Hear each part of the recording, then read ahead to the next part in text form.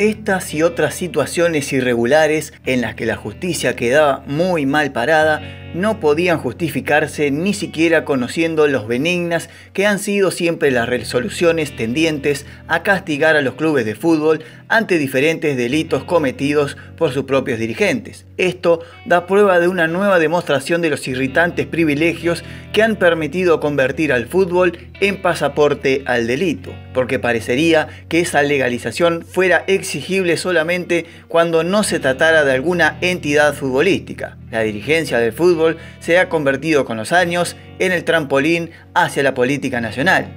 Estas palabras textuales fueron escritas por el periodista y escritor Pablo Ramírez, cuando se refería a la corrupta maniobra del presidente de Boca en la década del 70, Alberto José Armando, cuando estafó a sus propios hinchas en el proyecto de la Ciudad Deportiva de Boca, que nunca se concretó. Esa historia ya la hice hace tiempo atrás y te dejo el video acá arriba. Pero presta atención, estas palabras que dije al principio porque va a aplicar a muchísimos casos actuales y en especialmente al caso que veremos hoy, la vida y obra del español Francisco Ríos Seoane, el histórico y oscuro presidente del Deportivo Español. Seguí mirando, pero antes la introducción.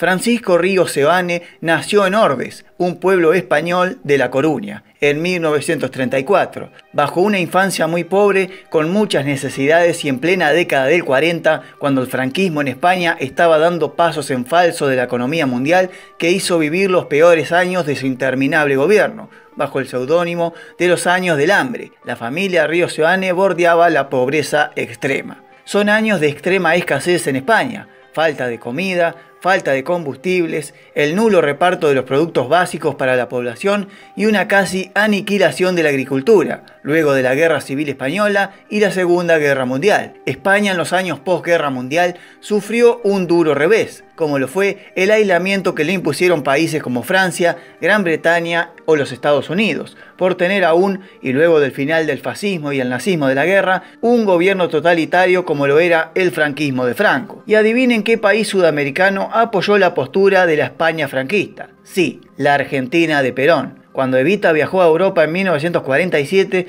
realizó varios tratados de relaciones comerciales entre Argentina y España, dejando entrever que la relación mutua entre ambos países era buena. Así fue como Francisco Ríos Seoane cumplió 18 años en 1952 y decidió irse de España y emigrar hacia la Argentina de Perón. Ya instalado en Argentina, Francisco trabajó de lavacopas en un bar del barrio de Congreso en Capital Federal, como también de mozo en varios restaurantes y otros trabajos típicos de inmigrantes en esos años. Qué loco, ¿no? Los españoles venían a la Argentina a trabajar de lavacopas, lo que hoy hace un argentino en España.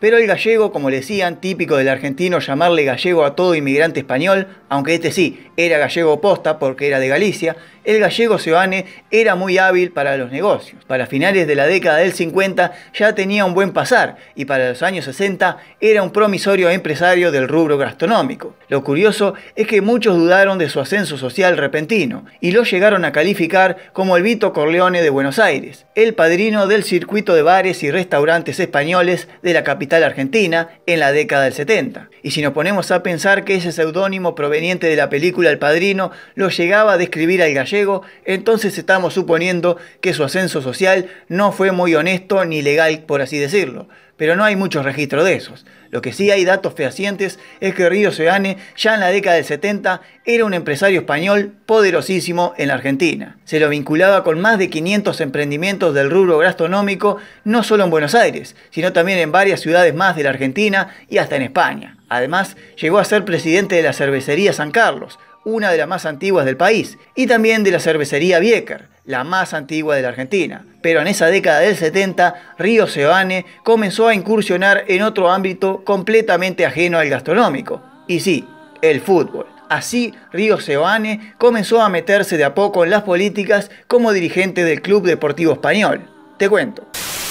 El Club Deportivo Español había sido fundado el 12 de octubre de 1956 por inmigrantes españoles, con el objetivo de reunir a la gran comunidad española en la Argentina, en el gran deporte de los argentinos, el fútbol. Así como también lo hicieron con el tiempo otras colectividades del país, con otros clubes de fútbol, como el Sportivo Italiano de la colectividad italiana, Atlanta de Villa Crespo de la colectividad judía, Deportivo Armenio de la colectividad armenia, el Deportivo Paraguayo de la colectividad guaraní y otras más. El Club Deportivo Español tuvo un crecimiento bastante rápido y un auge futbolístico notorio cuando ya en 1960, a 4 años de su fundación, había escalado hasta la segunda división del fútbol argentino. En los años 60 gozó de una gran popularidad, donde llegó a hacer giras internacionales a España, donde llegó también a jugar en el mítico Bernabéu contra el Real Madrid. En 1967 llega a la primera división del fútbol de AFA, pero dura muy poco. Y el descenso comienza con el gran declive institucional en la década del 70, y es ahí donde se unen ambas historias, la de Río Seoane y la de Español. Francisco Río Seoane se postula para la presidencia del Club Deportivo Español en 1978 y lo logra con un amplio margen, debido a que era un empresario exitoso de la comunidad española. Era joven, una cara nueva en el club y justamente era lo que necesitaba la institución, que estaba nuevamente en la tercera categoría del fútbol argentino en ese año. Y los resultados fueron rapidísimos, ya con Río Seoane como presidente, porque en 1979 Deportivo Español sale campeón del torneo de tercera división, ganándole el campeonato a Lanús y asciende a segunda. En 1980 ocurre algo tan insólito como para ponerlo en mi otro canal, el de Fútbol Insólito, pero lo pongo en este porque es parte de la misma historia. Y ya que estoy, te paso el chivo de mi otro canal, el de Fútbol Insólito, que te dejo abajo en la descripción y bueno, suscríbete a ese canal y también a este. Sigo.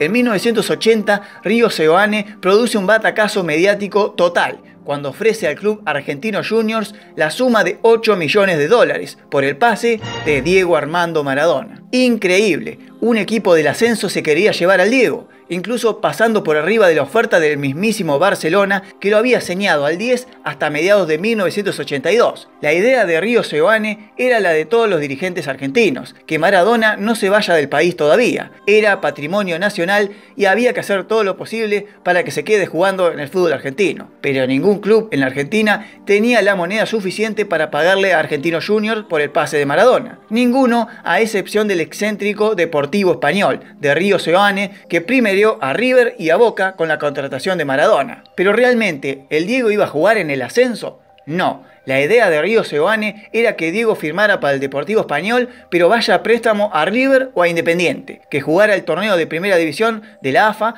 para alguno de esos equipos, los días domingo, y en la semana volvía al Deportivo Español a entrenar, pero que no lo iban a utilizar para jugar el campeonato de ascenso, sino en amistosos excéntricos llevados por giras por el resto de América, giras europeas y en Japón. Una locura sacada de los cuentos de Fontana Rosa casi. Río Seoane quería contratar a Maradona para hacer plata, usándolo como un bicho de circo, que hay que presentar y mostrar al mundo. Además, la cláusula que pedía era que Diego fuera a préstamo a River o a Independiente hasta el Mundial de España 1982, y luego le pelearía el contrato al Barcelona. Si Deportivo Español ascendía a primera a mediados de ese año, Maradona jugaría en Deportivo Español en primera, y si no ascendía a Español, sería vendido al Real Madrid, porque había una gran conexión entre Río Seoane, Español y el Real Madrid. Vos pensarás, ¿qué está diciendo este? Un disparate total. No, mi suscriptorcito de la revista PUAC. Esta historia es veraz, es de verdad. Por eso te dejo la fuente de información abajo, aunque parezcan salidas de algún delirio místico del fútbol. Son historias reales del excentricismo de Seoane en la presidencia del Deportivo Español. La contratación de Diego Maradona no se concretó por obvias razones de locura total, pero parece que Río Seoane no iba a parar hasta hacer del Deportivo Español un nuevo Boca o River. Y ese dinero que no se gastó en traer a Maradona, se gastó en construir el estadio en febrero de 1981, el Estadio España, en el Bajo Flores, inaugurado en un partido contra el Deportivo La Coruña. Tenía una capacidad de 18.000 espectadores, para un equipo del ascenso estaba muy bien. Ese estadio, luego llamado Nueva España, subió el aforo en la década del 90. En 1984, el Deportivo Español hizo una gran campaña histórica en el torneo de Primera B, dejando atrás por 16 puntos al Racing Club de Avellaneda, que había ascendido el año anterior, y volvió a ascender a Primera División para 1985. La llegada de la primera le dio la bienvenida a un dirigente bastante excéntrico en una década donde se violaron todo tipo de reglamentos y leyes morales en el fútbol argentino, quien ya era gobernado por Julio Grondona. Por ejemplo, en 1985, Río Seoane quiso contratar a Ruggeri poniéndole un cheque en blanco, que el mismo Ruggeri pusiera los números que quería ganar. La historia te la dejo abajo en la descripción, para que lo escuches de la propia voz del cabezón. Pero en 1986, antes del viaje del seleccionado argentino al Mundial de México, Río Seoane les prometió a todos los jugadores del equipo argentino un suculento premio, que iba desde autos, dineros y departamentos por ganar la Copa Mundial. Argentina fue campeón, pero Río Seoane nunca pagó lo prometido. El Deportivo Español, ya en primera, realizó excelentísimas campañas, como el subcampeonato de River en 1986, el tercer puesto en 1988, detrás de Independiente y Boca, y la participación en la liguilla pre-Libertadores en el 89, en el 90 y en el 92. Y la participación internacional en la Copa Conmebol en 1992 y 93. Pero los años 90 no serían lo mismo para el Deportivo Español ni para el Río Seoane. Y acá comienza la parte heavy, oscura y maldita del dirigente gallego. Veamos. Los años 90, matizados por las políticas privatizadoras de Menem y por la grave crisis institucional y económica de la AFA en 1991, abre la brecha a ideas nuevas, a cómo salvar el fútbol argentino. Y si de privatizar hablamos, los dirigentes más pudientes, como el caso de Río Seoane, apoyaban netamente esas políticas para entrar en el fútbol. Por ejemplo, en 1990, la empresa de la cervecería San Carlos que presidía Río Seoane fue adquirida por la compañía española Estrellas de Galicia, ambas de Río Seoane, que no era solamente el presidente, sino también el dueño. O sea, se privatizó la cervecería San Carlos. Pero en 1992 se produce el acercamiento a Río Seoane de un joven empresario e ingeniero civil, que tenía esas ideas nuevas para el fútbol argentino del futuro. Un ingeniero de la empresa Sebel y Fiat. Y ese ingeniero era Mauricio Macri. Luego de muchas conversaciones y reuniones, en 1993 toma fuerza una idea conjunta y polémica armada por Río Seoane y el joven Macri, que se da a conocer en todos los medios con una gran repercusión: la apertura de las sociedades anónimas en el fútbol argentino. La idea principal era que Macri iba a adquirir al Deportivo Español poniendo una cosa así como 15 millones de dólares, quedándose con las propiedades del club, la cancha, los gimnasios, los quinchos, las parrillas, la pileta olímpica y toda la plantilla profesional. A cambio, Río Seoane se quedaría con toda esa tarasca, pero además iba a ser socio fundador de un nuevo club, un club empresa, nada que ver, llamado Mar del Plata Fútbol Club. Obviamente se armó tremendo escándalo en la AFA y en los medios, abriendo el debate de si permitir o no las sociedades anónimas en el fútbol argentino. Río Seoane se refería a que los clubes, que eran sociedades civiles sin fines de lucro, estaban quebrados por malas dirigencias que buscaban justamente lo contrario: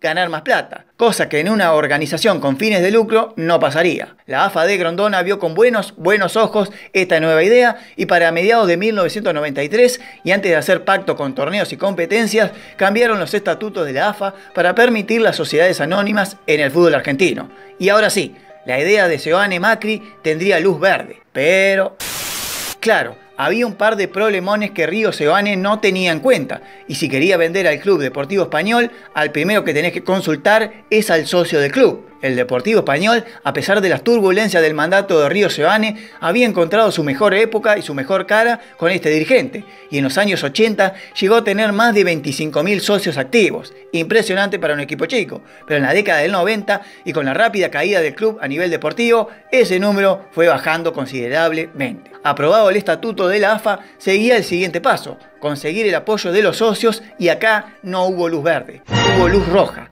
Rojísima como la camiseta del Deportivo Español. Te cuento. Y es que en una asamblea general del club, presidida por el mismo Río Seoane, fue casi unánime el resultado: no a la venta del club. Y es que si se vendía el club a Macri, cambiaba la localidad del Bajo Flores, donde tenía la cancha Español, a Mar del Plata, a la ciudad de Mar del Plata. No olvidemos que la institución funcionaba como un club social. Muchos viejos socios iban al bar del club a jugar a las bochas, a los bailes, y los chicos iban a la pileta, al gimnasio y a practicar otros deportes como patín, hockey, básquet y demás. Cambiar de ciudad implicaba prácticamente perder la institución, y a partir de esa asamblea el Club Deportivo Español empezó a resquebrajarse políticamente por dentro. Y es que todo el mundo en el club quería al gallego Río Seoane, pero ya llevaba más de 15 años siendo presidente, y cualquier presidente que se eterniza en el poder termina corrompiéndose, y comienzan a salir a la luz casos y casos de negligencia y corrupción. Esa asamblea que le dijo que no estaba liderada, entre algunos otros, por un candidato opositor, Ignacio Torres. Acordate de ese nombre, Ignacio Torres. En consecuencia, y como venganza por no conseguir lo que quería, Francisco Río Seoane decidió aumentar exponencialmente la cuota de socios e hizo echar a varios socios históricos del club que se oponían a sus caprichos. La idea era depurar el padrón electoral del club y realizar una nueva asamblea para más adelante para finalmente conseguir el sí a la venta. Pero terminaba en 1993 y las charlas y tratativas no llegaban a ningún lado. Y finalmente ganaron los socios y el Deportivo Español seguía jugando en el Bajo Flores.